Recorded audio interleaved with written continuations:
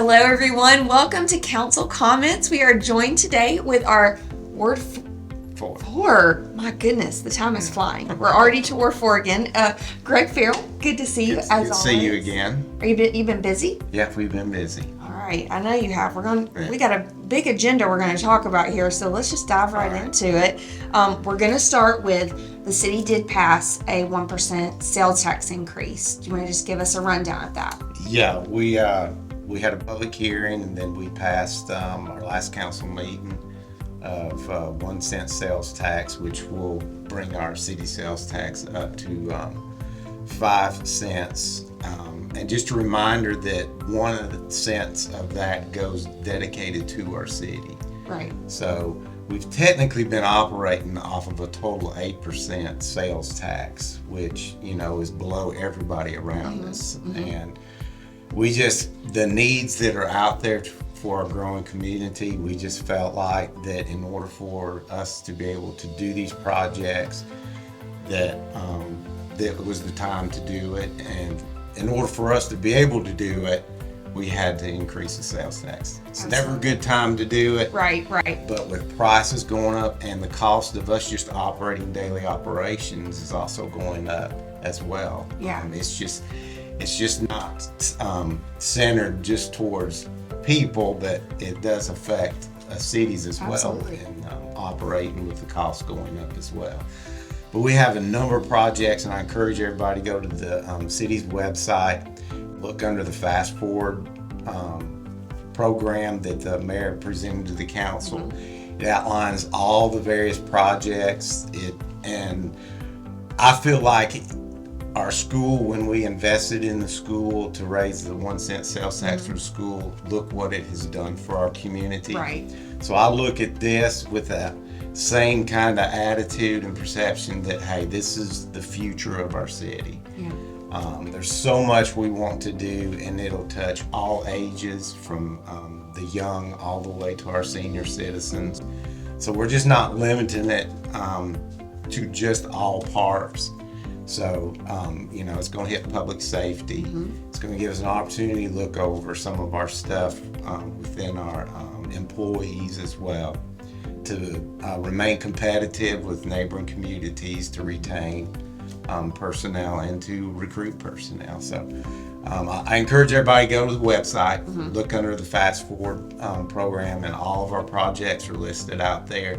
And you'll be seeing soon in a few months, we're going out for bid on projects. So some projects are already going to be in the works very, very soon. Awesome. Well, so lots to be excited about, I feel like, with this. Lots to look forward to.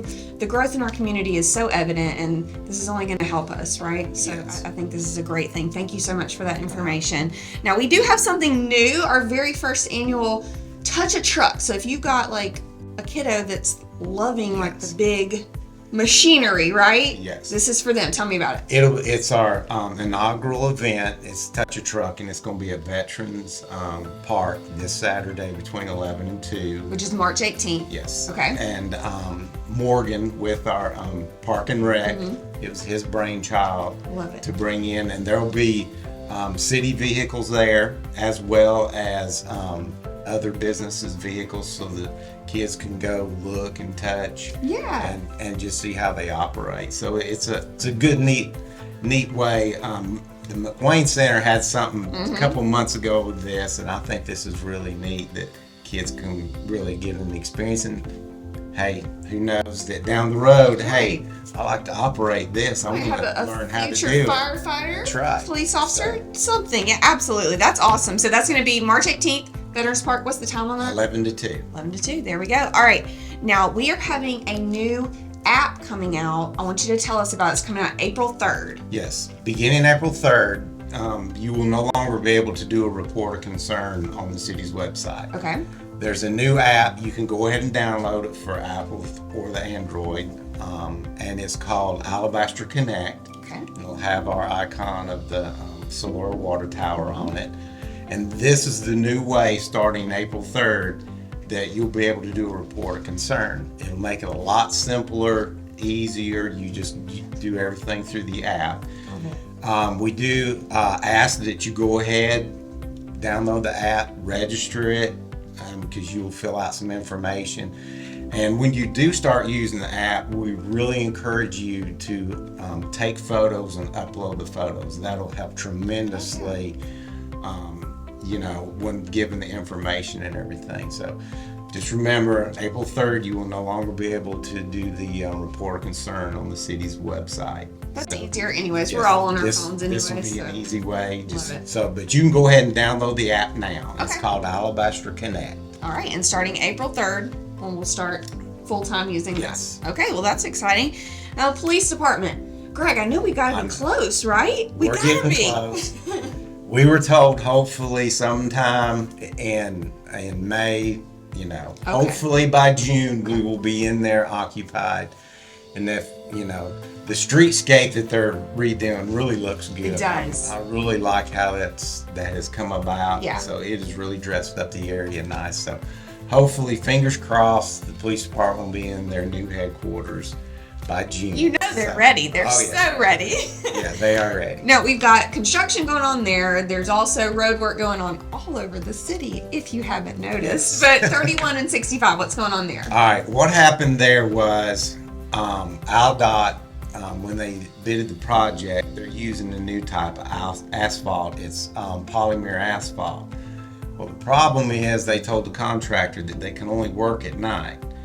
Well, the asphalt, in order for it to cure and be put down, the temperatures have to be above 60 degrees for a number of nights. Oh.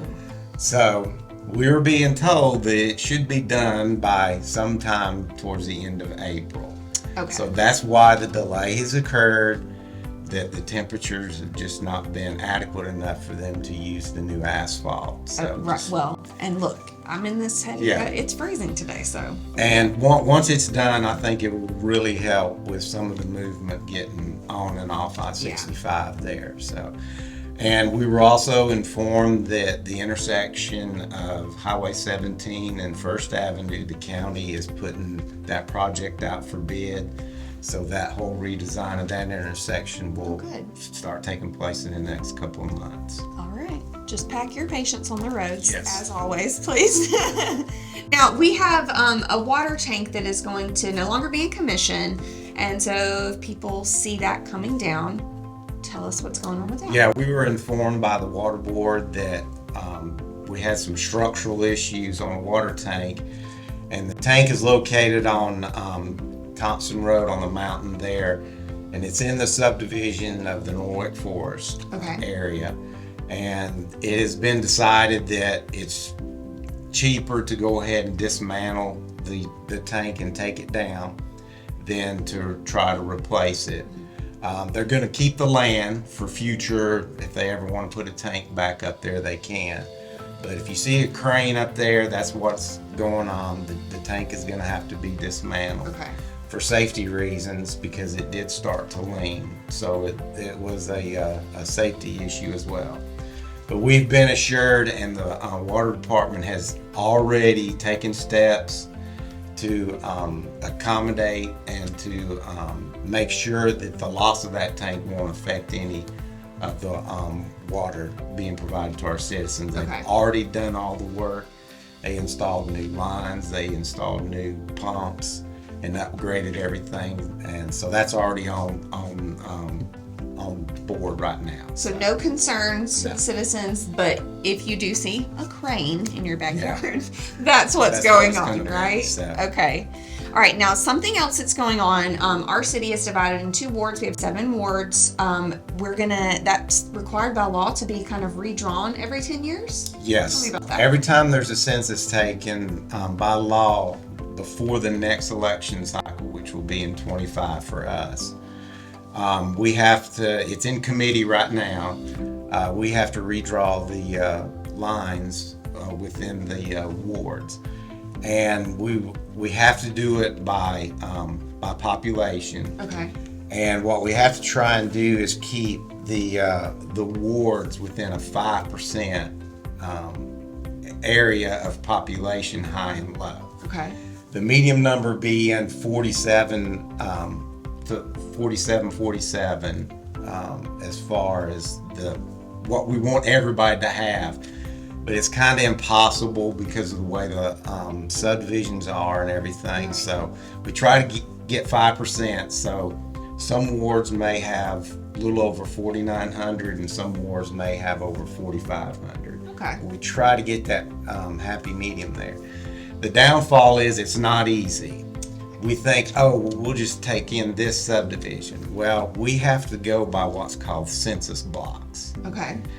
And that's set up by the federal government, and you can't split census blocks. Oh, wow. For one example, there's one area off of in Ward 5 that the whole census block was like 1,600 people, and you just can't subdivide things. So that's where the challenge comes, that we have to use census blocks as well. You know, we look at it, hey, use major roadways or streams and you know, subdivisions, but they don't look at it that way. Right. The federal government does it. They draw their own lines, so it Sure. makes it real tricky. And our goal was to try and not chop up subdivisions. So there will be some new additions. You know, you may be in a different ward come election time. Okay. But we've already presented one draft, and we're in the process of presenting another draft, hopefully in the next couple of months, to the council, because it'll come out of committee, go to council for their approval, and then once that's approved, the lines will then be redrawn, and that'll be what you will vote in the next election. In 2025. So we're trying to clean it up to use major roadways and everything to where people just aren't, it's not spotty. Now, some of our geographical area is challenging because we do have lime plants that's right in the middle of our town, and that kind of affects things as well. So this is no small feat. no, Okay. and it's made it a lot easier. And I will give a shout out to Elizabeth in our GIS. If it was not for her, because what has happened in the past, you had to put all the ward maps, hang them on a wall, and do everything by hand. So it took a long time. It makes it a lot easier now with a GIS person. They can go in as we're talking. Yeah. Hey, can we move this? That she can go in there and change it right then and there, and then the numbers will That's change as wonderful. well. So we'll be presenting another draft, and then the council will vote on those drafts, and if they don't like those, then we'll go back and tweak it some more. So that's coming. Hopefully we'll have it done by this summer is our goal. Okay. All right. Well, you guys are doing a great job. Thank you so much for all the hard work. I know that this is time and effort on you guys' part serving our city. We're very thankful, grateful for that. Lots going on in Alabaster. It's going to be a great summer. I'm really excited about this spring and summer and going into all the growth in our city. Thank you so much, Greg. Thank Really you. appreciate it. As always, you can join us next month for another Council Comments brought to you by the City of Alabaster.